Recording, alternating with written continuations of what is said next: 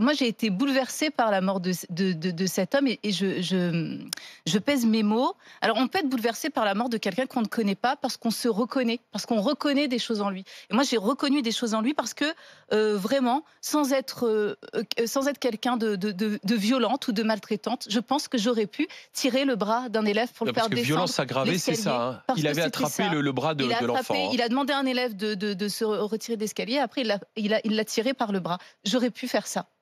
Pas en premier lieu, mais j'aurais pu. Donc peut-être aussi que c'est pour ça que ça me parle. La deuxième chose, j'ai entendu, oui, il était fragile. C'est un peu facile. Vous voyez, on a des infirmières qui se suicident, on a des policiers qui se suicident, on a des professeurs qui se suicident.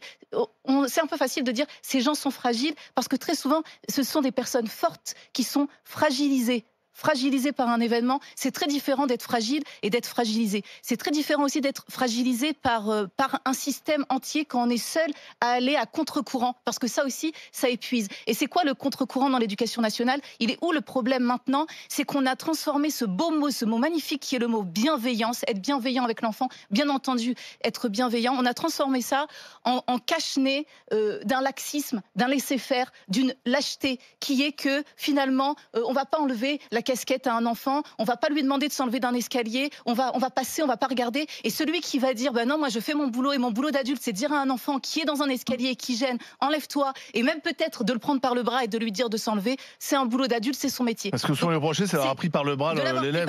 Alors il aurait peut-être pas dû le faire comme ça, mais dans ces moments-là, on a de la communication. C'est pas le parent contre les professeurs, c'est le parent qui va voir le professeur qui dit qu'est-ce qui s'est passé. C'est le parent qui ne prend pas la parole de son enfant pour argent comptant, qui va chercher la parole de l'adulte. Surtout qu'il va pas porter plainte tout de suite. C'est une crise générale de l'autorité dans notre société, à tous les états, à tous les niveaux, parce que l'autorité, elle est délégitimée. Et à force on peut pas dire comment.